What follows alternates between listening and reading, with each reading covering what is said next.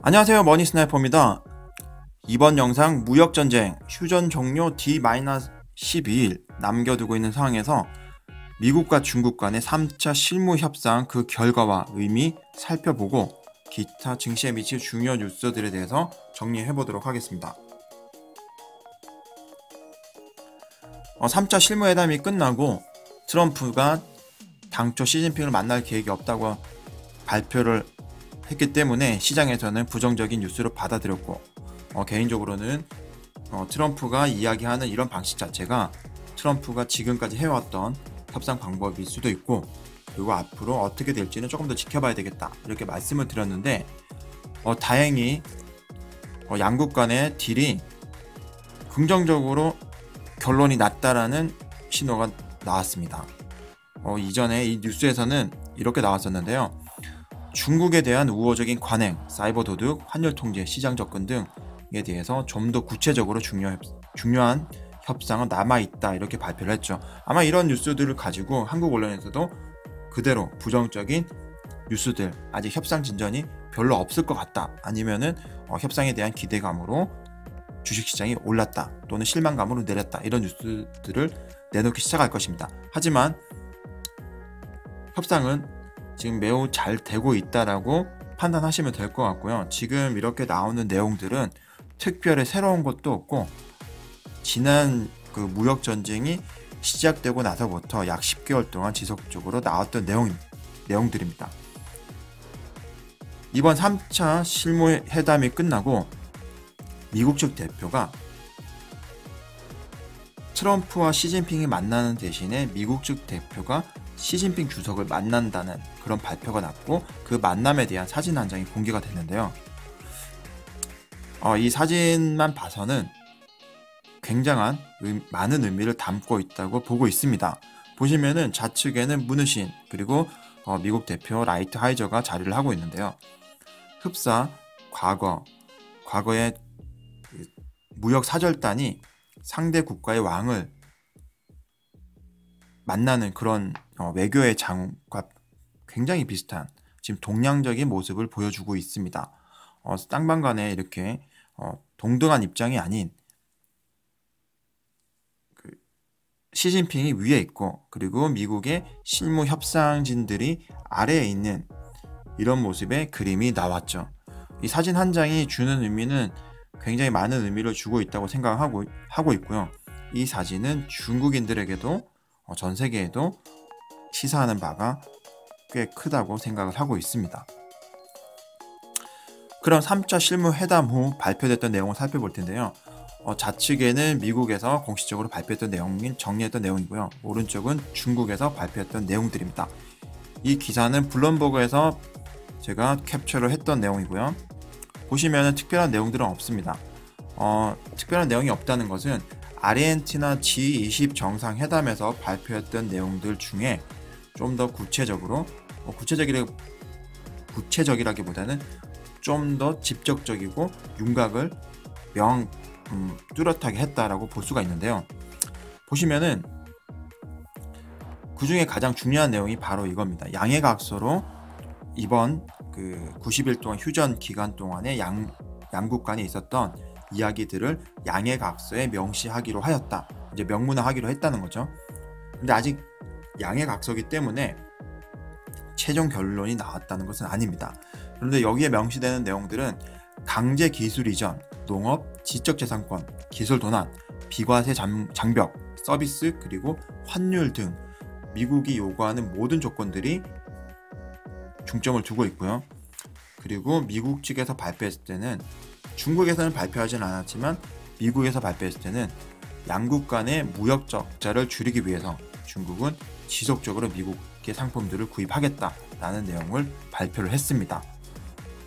이미 다 알고 있는 내용들인데, 여기 중요한 내용은 합의가 이루어졌고 그 합의안이 굉장히 진전이 되었기 때문에 이 내용들을 양해각서에 담기로 했다는 게 이제 중요한 포인트죠. 그리고 여기서 하나 더, 이런 단순히 3차까지 있었던 실무 협상이 중요한 게 아니고 여기서 하나 더 나가는 거죠. 뭐냐면은 트럼프와 시진핑이 만나지 않겠다라고 트럼프는 발표를 했는데, 트럼프가 기자회견에서 휴전의 기간을 연장할 수 있다라고 이야기를 했습니다. 그 기간은 60일로 얘기를 했었는데요. 예상되는 기간은 50일에서 60일 정도죠. 그러면 60일이란 이야기는 어떤 의미를 가지고 있냐면은 이미 90일간의 휴전을 이야기했을 때 수많은 전문가들은 미국과 중국 간이 가지고 있는 첨예하게 대립하고 있는 이 문제가 90일 만에 해결되기에는 절대적으로 불가능하다. 그렇기 때문에 이번 휴전협정은 큰 성과를 기대하기가 힘들 것이라는 것이 대부분의 의견이었습니다. 하지만 지금 양해각서로 명문화시키는 중요한 사항들에 대해서는 명문화시키겠다라고 하는 이런 1차적인 진전을 이루어냈고요. 그리고 두 번째는 이제 조금 더 디테일하게 조율이 들어갈 텐데요. 제가 당초 이 90일간의 휴전 협정을 큰 밑그림을 그리는 작업이고 구체적인 내용은 이후에 이루어지지 않을까라고 생각을 했었는데 비슷한 방향으로 흘러가고는 있습니다. 그래서 60일간의 지금 2차 휴전 기간을 연장을 하게 되면은 지금 양해각서로 명시되어 있던 내용들에 대해서 양국 간에 이제 구체적으로 좀 더 진전된 내용들이 나올 가능성이 높아지는 거죠. 그런데 반대로 이야기를 하면은 이제는 두리뭉실한 합의가 이루어지고 서로 간에 정말 이제 실리 다툼에 있어가지고 얼마나 쌍방 간에 양보를 하고 쌍방 간에 배려를 하는지가 이제 피 튀기는 싸움이 될 수도 있을 것 같습니다. 하지만 이번 일을 계기로 미국과 중국 간의 무역 협상 관련된 문제는 어느 정도 조금 경계를 수위는 낮춰도 될 것 같다라는 생각이 드는 그런 한 주였다고 볼 수 있겠네요. 그리고 미국 입장에서 이렇게 급하게 어떻게 보면은 생각보다 긍정적으로 흘러갈 수밖에 없는 이유가 몇 가지 있는데요. 첫 번째로는 이번 트럼프 행정부에서 있었던 셧다운이 트럼프 입장에서는 불리하게 끝나기 때문이죠. 트럼프가 실질적으로 얻는 것이 없었던 성과가 없었던 이 셧다운의 결과를 보고 있는데요. 그래서 트럼프는 지금 현재 국가 비상상태를 선포하면서 국경 관련된 예산을 어떻게든 조달을 하려고 지금 얘기를 하고 있습니다. 그런데 이런 트럼프 행정부의 움직임을 낸시 펠로시 하원 의장이나 척 슈머 상원 원내대표, 민주당 상원 원내대표 같은 경우는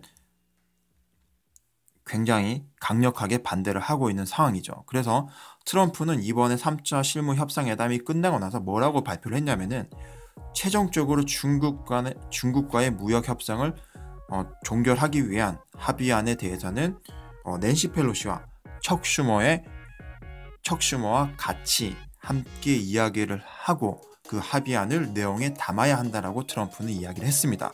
즉 민주당과 딜을 봐야 될 상황이 남아있다는 이야기죠. 그리고 두 번째, 이번 주부터 이제 시작이 되죠. 북한과 북한 간의 2차 정상회담이 이제 2월 25일 날 있는데요. 이번 주 주말에 이제 예정이 되어 있죠. 그러면은 이 기간 중에 중국 간의 어떤 그 협조도 필요하고 민주당에서도 공감대도 얻어내야 되는 상황이기 때문에 지금 미국 입장에서는 지금 중국 간에 일어나고 있는 이런 부분을 1차적인 마무리가 필요한 상황입니다. 그리고 또 하나 일본이 꿈틀대기 시작했습니다. 일본이 트럼프에 대해서 트럼프 노벨 평화상에 노미네이트 되는 부분은 미국이 일본에게 후보로 지명해달라는 요청이 있었기 때문에 일본이 했다라고 생뚱맞게 지금 시점에 일본에서 언론에 흘려버렸죠. 이 이야기는 일본과 미국 간에도 지금 그 모종의 딜을 봐야 될 상황이 있다라고 일본 입장에서는 미국에게 던지는 메시지로 볼 수 있고요. 그리고 미국 입장에서도 최종적으로 트럼프가 얻고자 하는 부분을 얻기 위해서는 일본과 딜이 남아있다라고 볼 수가 있습니다. 이 부분에 대해서는 한국 입장에서는 좋지 않은 뉴스로 볼 수 있겠네요. 그리고 개인적으로 올해 상반기 때 굉장히 중요한 이슈로 생각하고 있는 브라질 관련 연금 개혁 드디어 20일 날 스타팅을 끊습니다. 이때 보소나루가 연금 개혁을 서명을 하고 의회에 제출하면 이제 검토가 되고 6월부터 구체적으로 이제 투표가 시작되는데요. 관련된 부분, 브라질 연금 개혁과 관련된 부분 내용은 제가 별도 영상을 통해서 한번 만들어 보도록 하겠습니다. 이 부분이 브라질에 대한 그 펀드 투자라든지 채권 매매에 관련돼서 굉장히 중요한 키포인트가 되기 때문에 이번 사항에 대해서는 잘 확인하고 이해를 하실 필요가 있고요. 그리고 이번에 브라질의 연금 개혁안이 글로벌 이머징 마켓을 좌지우지할 수 있을 정도로 굉장히 파급력 있는 그런 소재로 볼 수가 있습니다.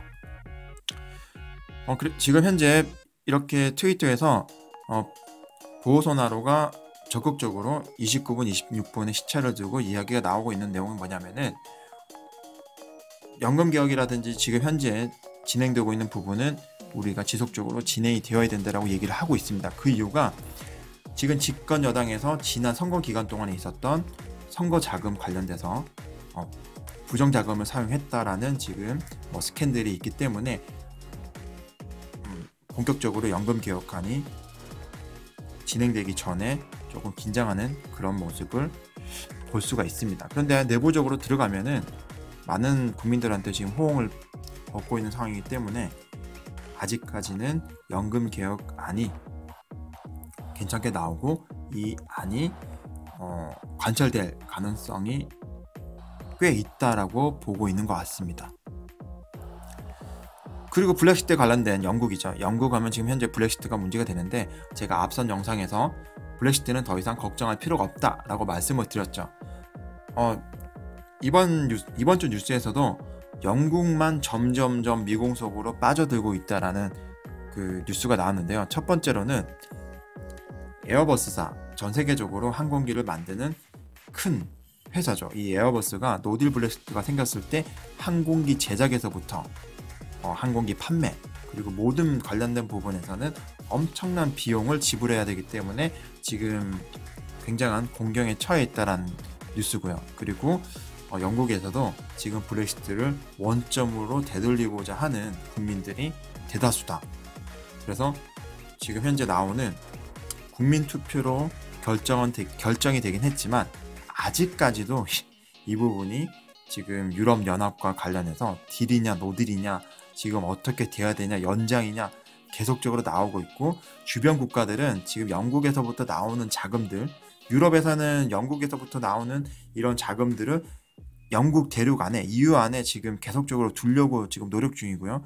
그 이외의 국가들은 영국에서 나오는 자금들 고물이라고 할 수 있겠죠. 이 고물들을 어떻게 하면 자국에 유리한 방향으로 끌어들일 수 있을까에 대해서 굉장히 지금 노력들을 하고 있는 그런 형국이라고 볼 수 있습니다. 반대로 얘기하면 영국 입장에서는 외부로 나가는 자금들을 어떻게든 지금 잡아야 되는 상황인데 굉장히 쉽지 않은 그런 상황으로 볼 수가 있겠죠. 이런 뉴스들 중심으로 이번 주에도 있었던 그 지표들 중심으로 간략하게 한번 살펴보도록 하겠습니다. 첫 번째로는 환율인데요. 환율은 지금 달러 약세, 위안화 강세 되는 추세에서 잠깐 주춤되고 있는 상황인데 특별하게 환율 움직임이 이번 주에는 주목할 만한 부분은 없었던 것 같습니다. 박스권 수준에서 움직였고요. 반면 증시 자금 흐름들은 역시나 상해와 심천 모두 대량으로 유입되는 분위기였고요. 홍콩에서 상해 심천으로 들어가는 자금도 플러스 자금으로 수익 유입으로 이어졌습니다. 그런데 여기서 주목할 만한 종목들이 있었는데 이 종목들이 개인적으로는 굉장히 좀 반갑기도 하고 국내 기업에는 조금 안 좋은 부정적인 뉴스가 되겠죠. 보시면은 바로 이 위에서 지난주에 가장 많은 자금 유입이 있었던 두 개 종목인데 첫 번째 종목은 BOE입니다. 우리나라 LG 디스플레이의 강력한 경쟁 기업이죠. 그리고 세 번째는 미국과 중국 간의 무역 전쟁의 가장 대표적이고 표면적인 그 바로메터가 되는 기업인 GT입니다.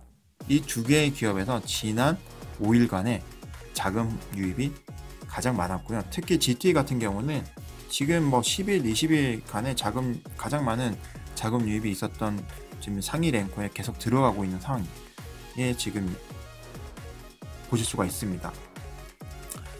비율 같은 경우는 지난주에만 상한가 3번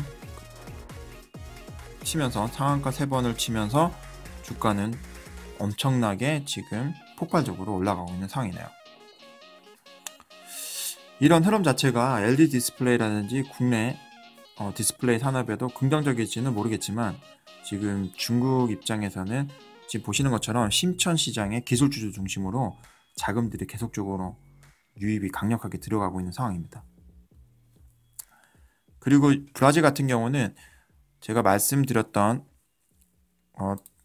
브라질 댐 폭발 사건 이후 하락했던 장이 이제 다 그 하락폭을 메웠고요. 그런데 환율은 아직 비슷한 자리에서 지금 맴돌고 있는 상황입니다.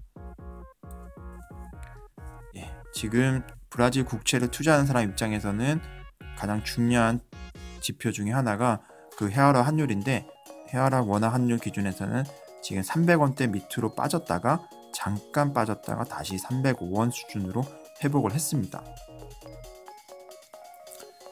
정상적인 흐름으로 가게 된다면은 헤아라 환율은 앞으로 이렇게 우상향할 가능성이 매우 높죠. 네, 오늘 이렇게 제가 준비했던 영상은 여기까지고요. 영상의 내용이 도움이 되셨다면 좋아요를, 그리고 새로운 소식을 받고자 하시면은 구독을 부탁드리겠습니다. 머니스나이퍼였습니다.